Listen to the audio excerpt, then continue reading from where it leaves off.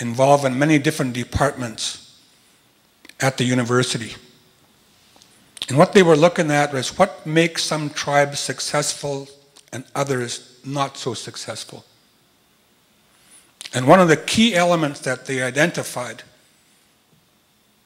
was that the first important thing you need to do to be able to do anything is to effectively regain jurisdiction. And jurisdiction also is another big word, but in practice it's simple. All it comes down to is your ability to make laws that reflect your vision and policies to get it done. It's a simple thing. And our people have been practicing that for thousands and thousands of years. So to regain effective jurisdiction throughout your territories, that means the ability to make laws according to your own laws or according to the wishes of your people, to put in effective and efficient policies to give expression to it, and do it. To do it. And when you have jurisdiction like that, you don't need anybody's permission to get organized, to breathe life into it. You just have to recognize yourself and to recognize one another based upon the principles that we've been taught, recognition and respect. And to have a dialogue, a respectful discussion, a talk amongst one another to decide, okay, what are we going to do with this? What does this mean? Not only in practice, but for our people, for our children. The fourth pillar is to put in governing institutions to give life to what you want to do and how you want to do it. Right now we're governed under the Indian Act, and if you really look at that in terms of effective powers, governing powers, we are effectively powerless. We don't have any power under the Indian Act to make laws. We don't have any power to make policies. That power is held by the Minister of Indian Affairs and his senior people. And we have to apply to them, even to control dogs and noxious weeds. We put together a bylaw, we send it to them. Give us permission to control our dogs. Give us permission to control noxious weeds. And they have the discretion. That means if they're feeling good, they'll say, okay, here, go take care of your dogs. If they're not feeling so good, they can just ignore you and let you continue to have a dog problem. So we have to realize that in terms of governance, we have the jurisdiction, the authority to do that now. Right today as we speak, we have the right to reorganize ourselves and put in place our own institutions to get the job done. And finally, we need to be thinking about the resources that we need to make this happen. Right? So if we're talking about our whole territory, what about the resources on that land? On the water, in the water, under the land, under the water, in the air. There's no reason that we can't put ourselves in a position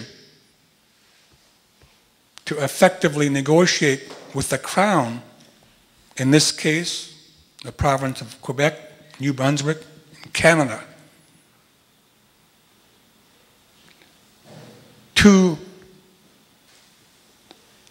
have a major share in the wealth that's being generated off of your territories. Every aspect of it. The worth of a single tree, the tax that goes into buying the gas to run the power saw, every bit of it. The revenue that government takes from that in terms of stumpage, leases, license, tenures, and so on. The resources are there to make this happen.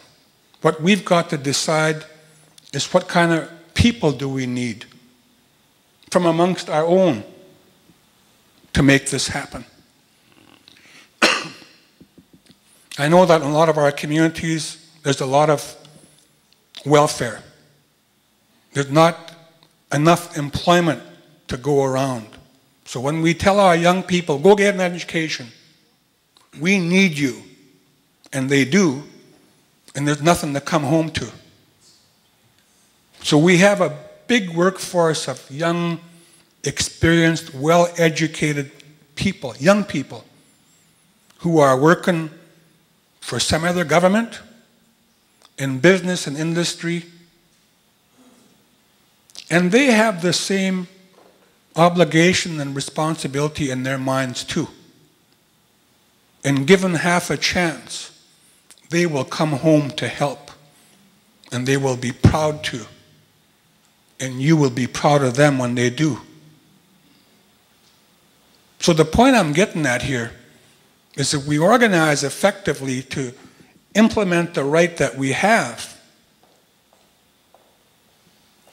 we can effectively eliminate welfare and all the damage that that brings with it.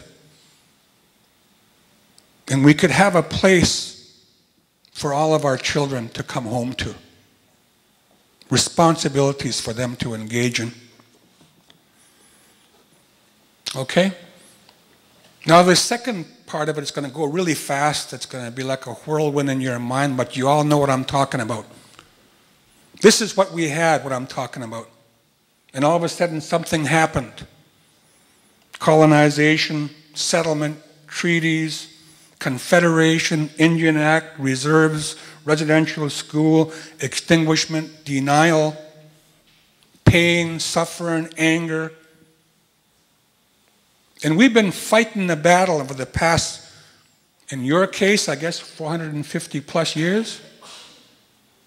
In our case, 150 plus years. To regain our place in terms of the inherent right in these 5 pillars. And I'm really happy to be able to stand here and honored and proud as hell to say that we now have a new era in terms of our relationship with the Crown and the Canadian public.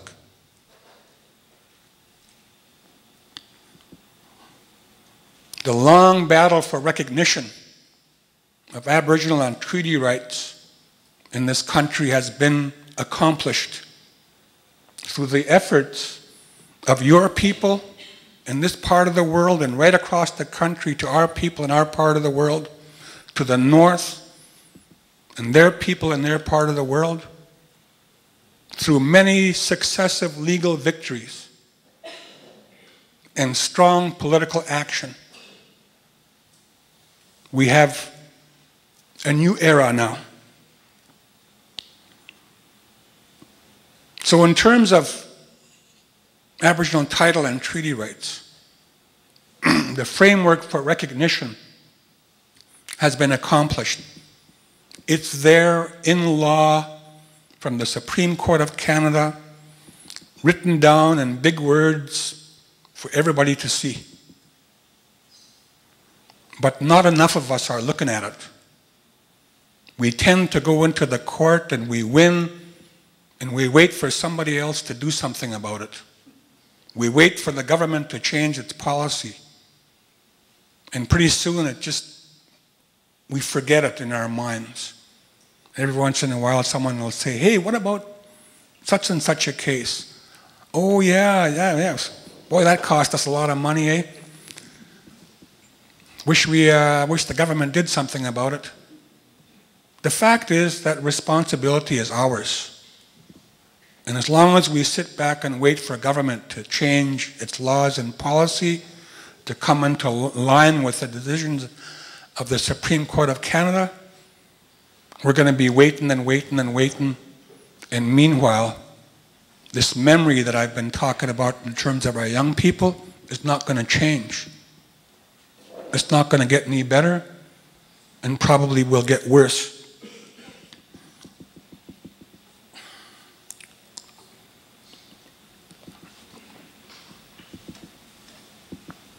We did a conference at the law school at the University of Alberta a year ago, November. Our guest speaker was Justice Binney from the Supreme Court of Canada. Because we're talking about the law which recognizes Aboriginal and treaty rights. We're also talking about the application of the Section 35(1) of the Constitution Act from 1982, which recognizes, affirms, and protects existing Aboriginal and treaty rights. And if you remember when this first came in, and just up until very recent, government at every level took the position that Section 35 was just an empty box of rights. There's nothing there. And the reason why there's nothing there is because, in their view, there were no more existing Aboriginal and treaty rights. They'd all been extinguished, taken away. Well, that has changed. And Justice Binney said, what we effectively have now is a full box of rights under Section 35. And he said that the content of that full box of right can only be determined by the people who have it.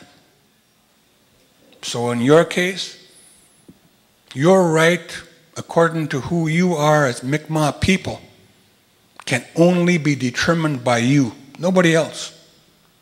It has to come from your own collective vision.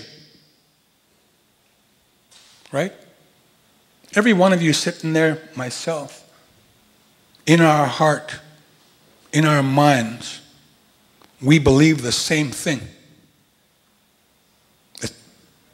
Our kids just grow up with it, that we have this right. We've never given it up. We've never given it away. Well, we still have it. And we've got to determine what that means.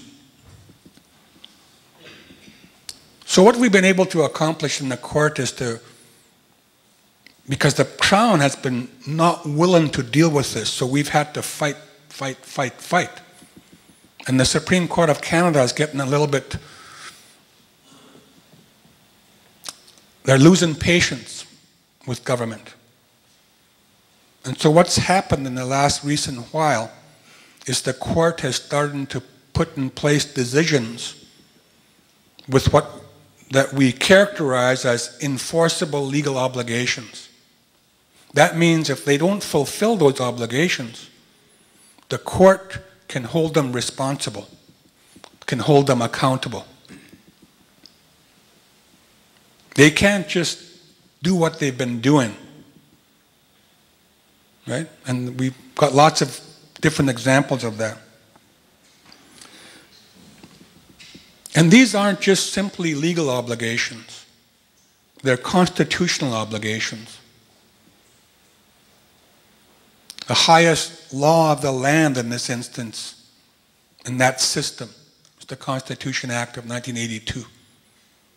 And for the Crown to breach its own constitution in terms of the obligations that are there to you and I is a breach of their highest law.